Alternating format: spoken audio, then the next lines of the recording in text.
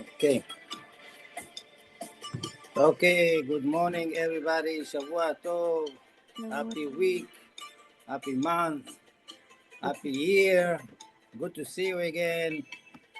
And I got a message that the Mashiach is not coming today. Maybe later on today. So we're still waiting for the Mashiach.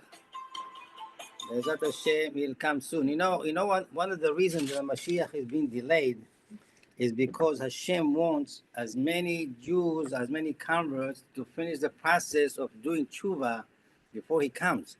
Because the minute he comes, that's it. Wherever you are, that's it. That's your situation.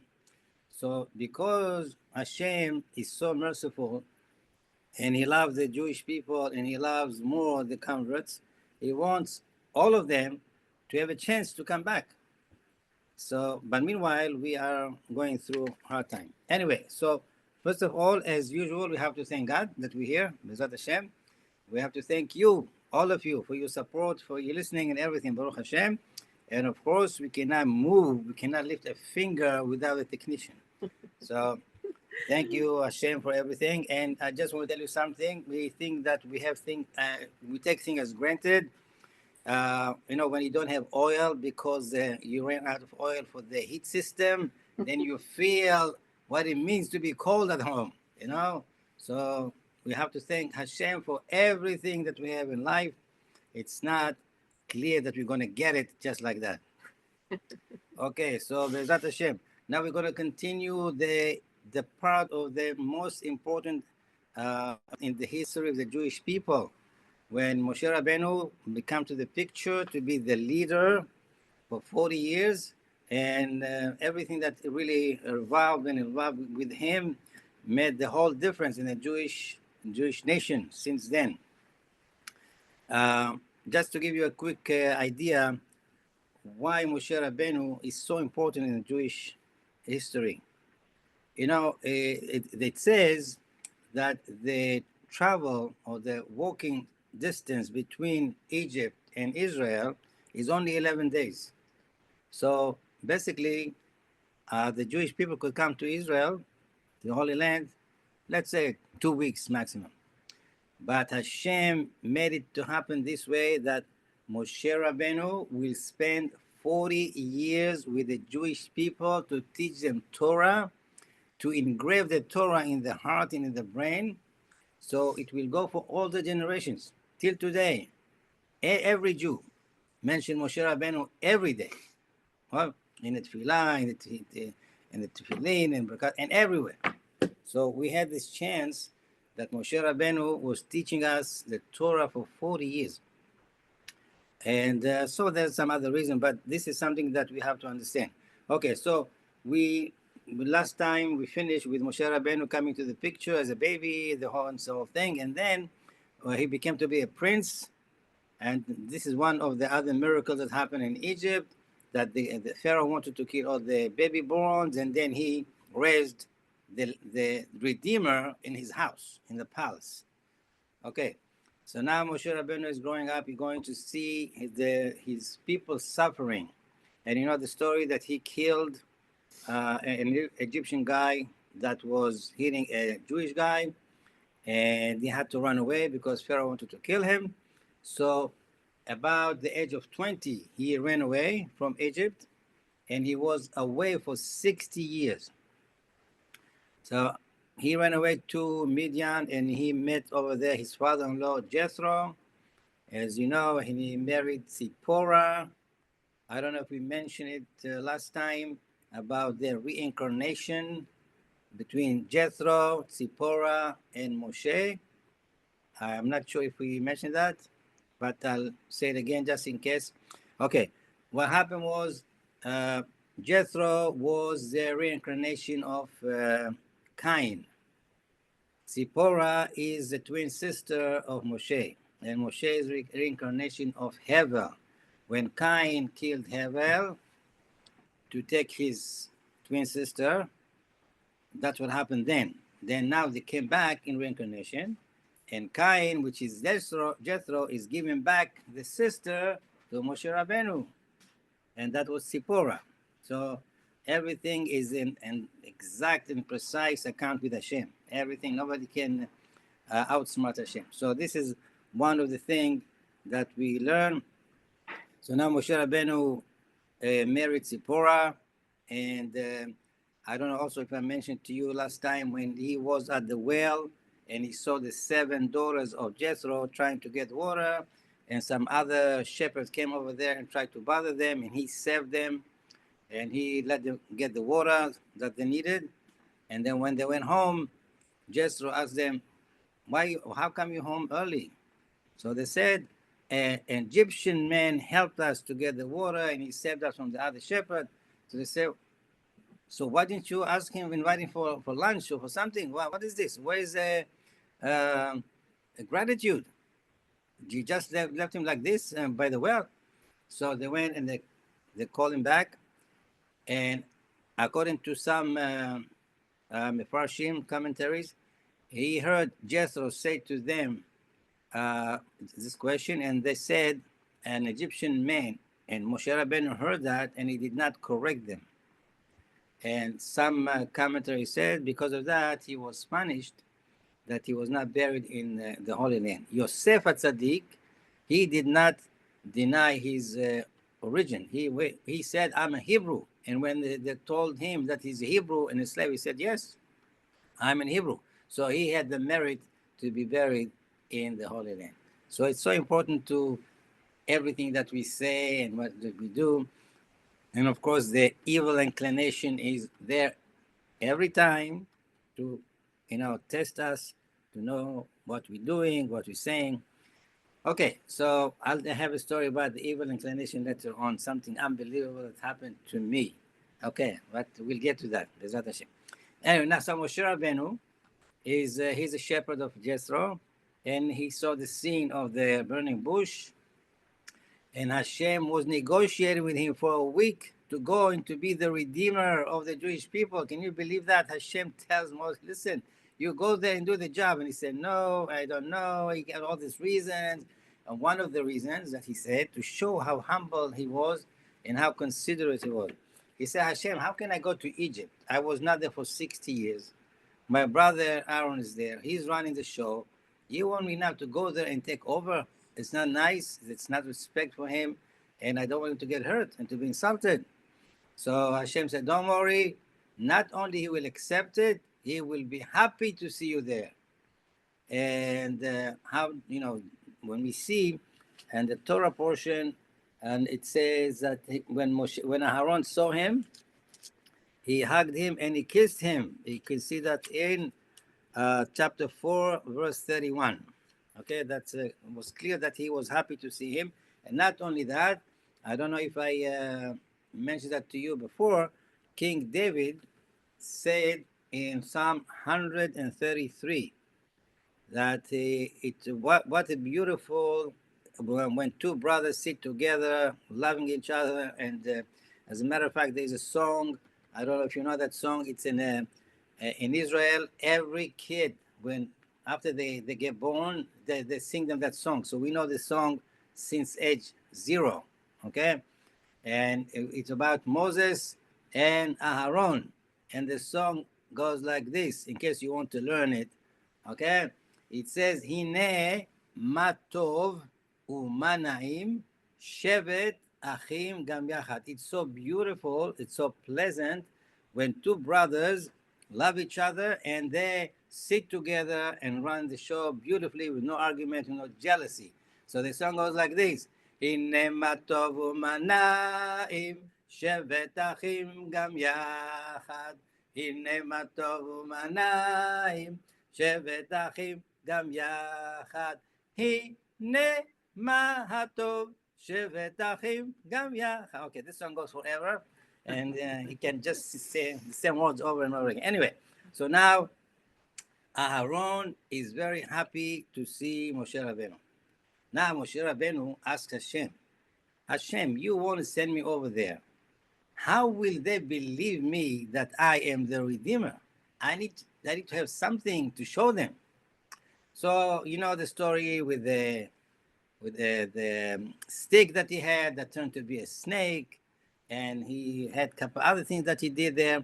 But Pharaoh was very smart guy. He had all these his magician, all his what do you call them, the sorceries, whatever. They could do a lot of things. So when Moshe Rabbeinu threw his stick that Hashem gave him to the ground, the stick became to be a snake. So Pharaoh said, "Listen, Moshe Rabbeinu, this is something for the kindergarten kids. They can do that. This is no big deal." So they did the same thing. They had a stick or something like that and became to be a snake. However, the powerful of this magic, kind of magic, it's not magic. Hashem told Moshe Rabbeinu to do that. The snake turned to be again a stick, and the stick of Moshe Rabbeinu swallowed the other sticks. That Pharaoh could not understand. And this saw that something really superpower is working here. However, they were not convinced.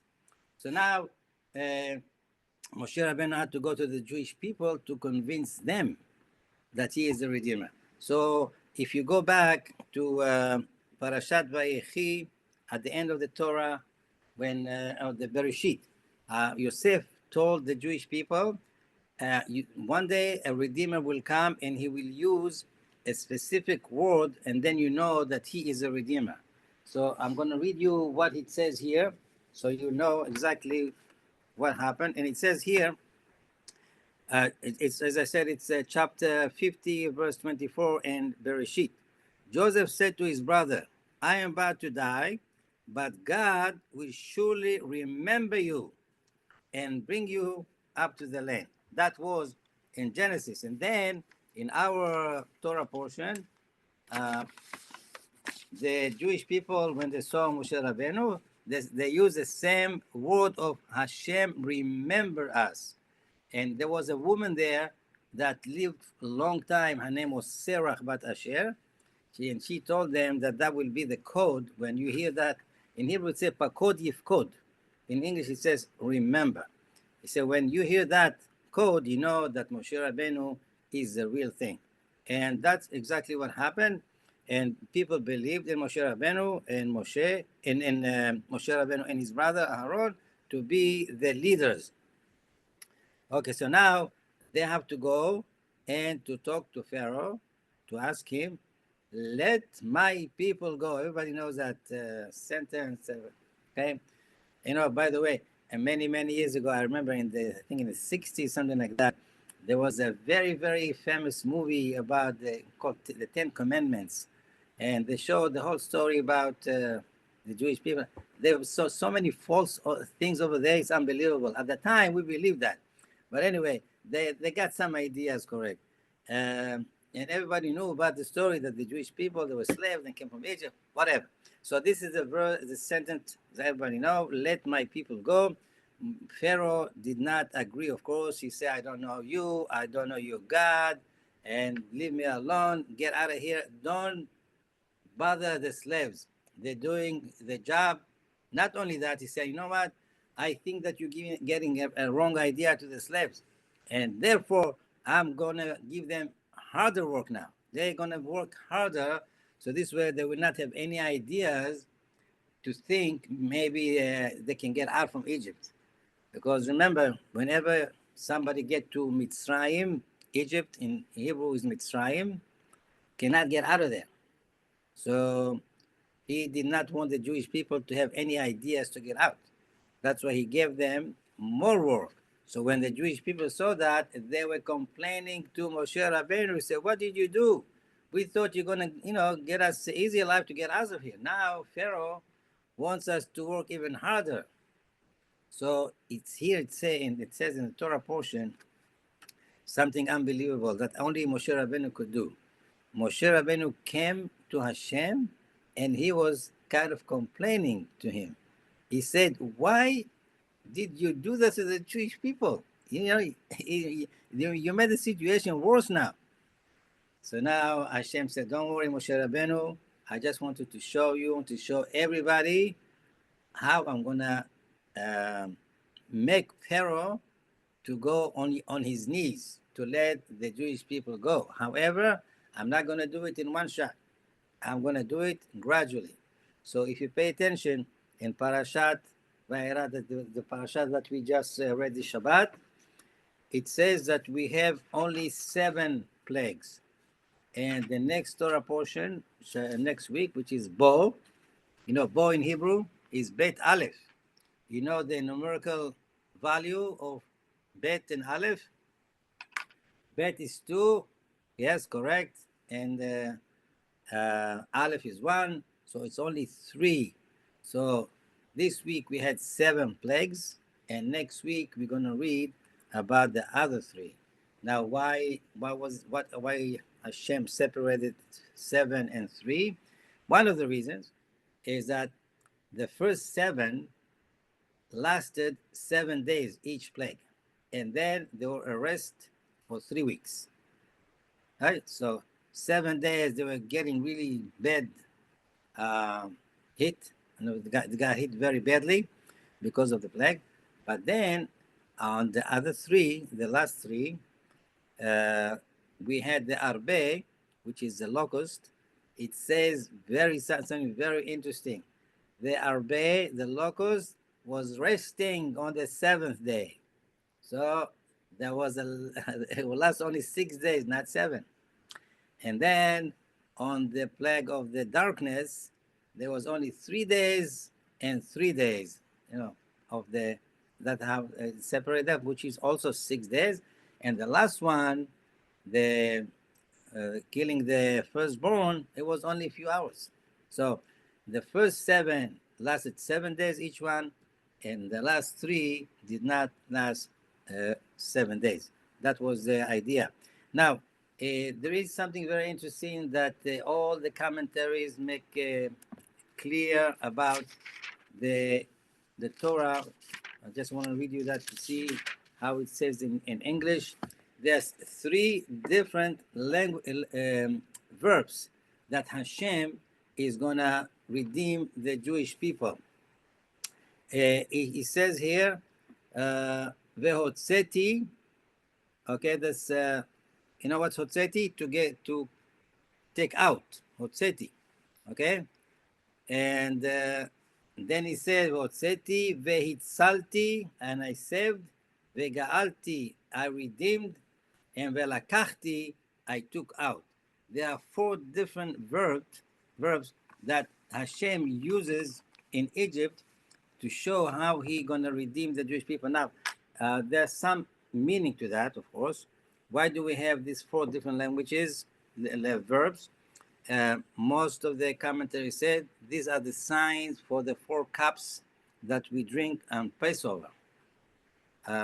If you want to find exactly, I don't know if in English, you will have the differences that we have it here in Hebrew.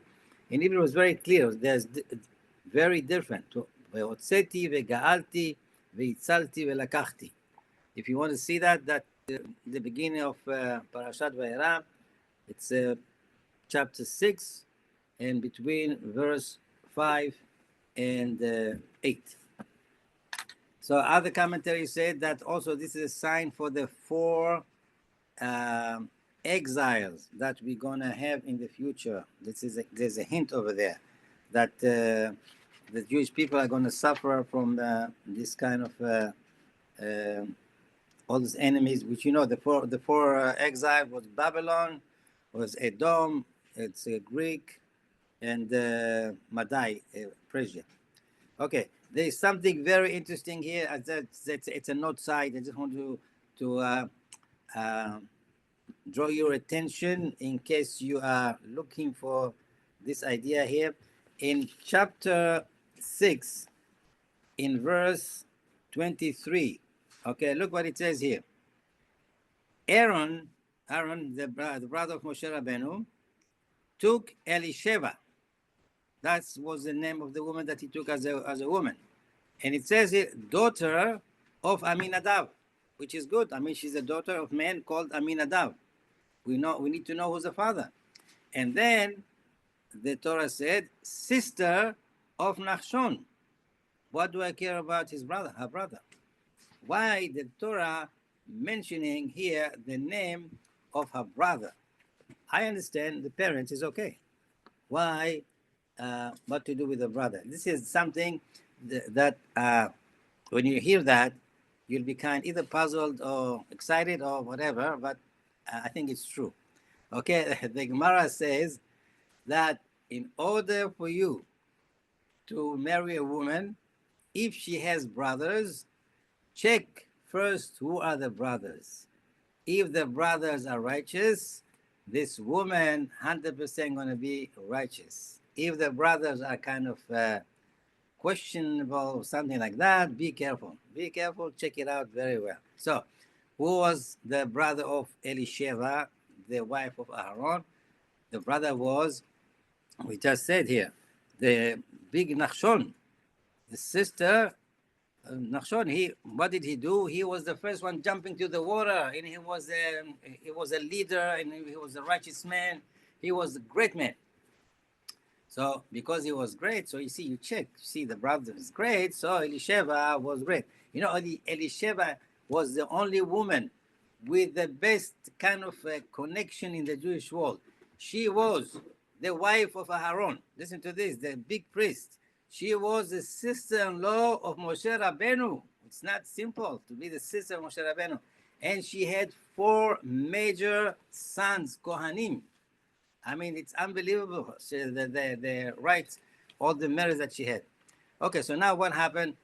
So you check the brother to see if the wife is going to be good wife. Now, of course, for every statement like this, rabbis find different things to go against it. So some rabbis say, wait, hold on a second. How can you explain that Abraham Avinu, when he sent Eliezer to look for a wife for Yitzchak, he found Rebecca, right? Who was the brother of Rebecca? The brother of Rebecca was the weakest, the worst man in the world, was Lavan. So he had to run away. As the minute he saw Lavan, he had to run away from the whole area. Yet, he took Rebecca. So this rule here, how do we apply it? If you check who was the brother, right? So with the Rebecca, it doesn't work. So the commentators say, okay, that's a good point, but just to let you know, with Rebecca, this rule doesn't apply because Rebecca was a righteous woman on her own. She doesn't need brothers. She doesn't need anybody. She was like an angel for Yitzchak Avinu, and we saw the story over there. Okay, so now Moshe Rabbeinu has a big job to convince Pharaoh to let the Jewish people go. Pharaoh was very stubborn. He believed that he's God, and he believed that he created the whole thing. He was kind of, he had a problem, a mental problem. But he didn't give up to the end, to the 10th plague, when he saw that, all the firstborn are dying. Only then, not only he let the Jewish people go, he asked them for a blessing, so much so, because he knew that nobody can really go against Hashem. However, Hashem made him survive. He did not kill him because he wanted to show him that who was running the world. Now, Hashem promised Abraham Avinu that after all this time of slavery in Egypt, or all the hard time that they're going to have over there, they're going to come out very rich. And we know that that's what happened. The Jewish people basically took everything from Pharaoh's house, Pharaoh's palace, all the treasures that he had. One of the ways that it happened, when Pharaoh came to the Red Sea, and all his army and whatever, all his drowned in the water, that also were all the treasure that the Jewish people took with them after that. So whatever Hashem said, Hashem keeps his word 100%. So he said that they're going to go out after a certain time. That's what happened.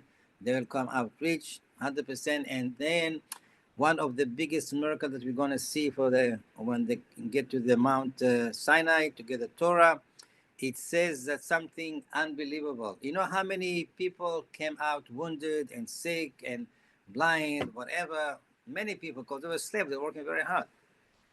However, when they came to Mount Sinai, it says that all the Jewish people were 100% healthy. Unbelievable. Now, not only that, we'll get to that next week, Bezat Hashem, different things that Hashem promised us on Mount Sinai. But as you know, the Jewish people, they're stubborn and they sometimes don't listen and they don't get what Hashem tried to give them. So thank you very much for listening. And we'll try to get together next week, Bezat Hashem, unless the Mashiach will come. I have a quick question. Isn't it true that the reason why we went through all these step-by-step lashes or plagues is because it's more of a military strategy to get from scaring Pharaoh to actually annihilate the Egyptian people?